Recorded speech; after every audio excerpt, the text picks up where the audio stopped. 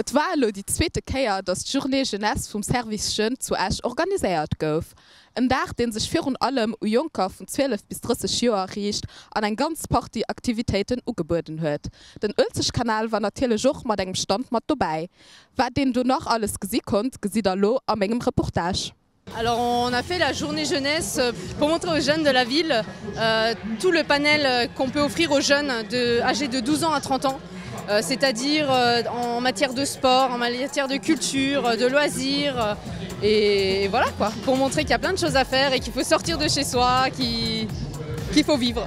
Qu'est-ce qui est différent par rapport à l'année dernière, c'est qu'on a une programmation un peu plus étoffée. On donne la possibilité en tout cas aux jeunes de se produire sur une scène. Cette année, il y a beaucoup plus de choses que l'année dernière, il y a plus de stands. Ma gut Wetter ist schon mal da. Ich erwarte mal, dass ganz viele Junge Heimat machen. Heute zum Beispiel mehr typisch Promotion-mäßig. Da freuen wir die Jungen, die sich gerne halt zu Asch abhalten oder wo sich nicht gerne zu Asch abhalten. Und da machen wir aber Rallye mit ihnen, also sie können einen Rallye mitmachen und da kriegen sie nur eine kleine Überraschung. Wir sind hier von BCQ. Wir sensibilisieren über das Risiko im Internet, Sicherheit im Internet, alles was schon rumdreht. Wir haben heute also Be-First Aid. Be-First Aid ist eine Methode für die Leute, die bei uns kommen, zu weisen, was sie im Handy für Ausstellungen machen, für den Handy mehr sicher zu machen. Ja, wir präsentieren hier vom Service National de la Jeunesse Unité Transition. Das heißt verschiedene Programme, die Jugendliche können unterstützen, für an der Arbeitswelt aktiv zu gehen und den CV ein bisschen abzufüllen. Wir machen hier Parcours am dem Stand. Was war da erst von diesem Tag? Oder man viele Junge können motivieren, für sich aufhängen zu bewegen, am Mann daheim zu sitzen, Playstation zu spielen oder so, für das zu erkennen, dass das aber wichtig ist, die Mobilität und alles, dass sie sich gut entwickeln, auch physisch, weil das wichtig ist in dieser Welt.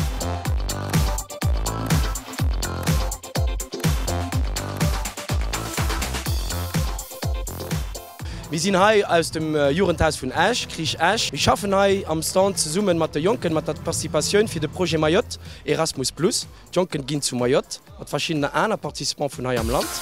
Am Debüt vom Atelier von Haut, dass sie dann zur Verfügung von den Espace Public, Citoyen, dann Smoothie verkaufen oder Crepen, da verdienen sie zu. Und mit den Suchen, die dann introduziert am Projekt selber. Da haben sie den Mann zu bezahlen für das Projekt. Wir haben hier ein Atelier mit einem Rauchsbrill. Das heißt, wir der Leute präsentieren die Brillen, für den Alkohol von 0,8 Promille zu simulieren. Dann können sie dann, wie wenn sie sich gegen 100 Steuerrad von einem Auto setzen und dann mit dem Go-Kart einen Parcours auffahren. Das ist der But für die Leute zu sagen, wenn er will trinken, Party machen, sei sich schon nicht mehr an der Steuerrad, weil das einfach zu viel gefährlich. Alors si j'ai un message pour les jeunes, c'est investissez-vous, sortez de chez vous, faites des choses parce que c'est très riche, vous rencontrez plein de gens, vous faites des choses très sympas.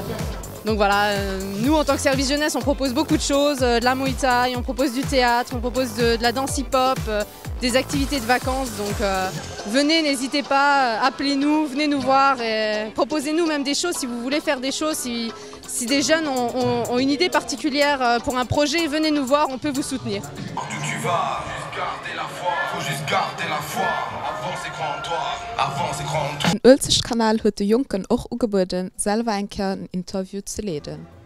Qu'en penses-tu de cette journée? Ah bah pour nous c'est une journée très festive. En plus il y a le beau temps et ça permet à tous les jeunes de venir sur la place, profiter des activités, de rencontrer des associations.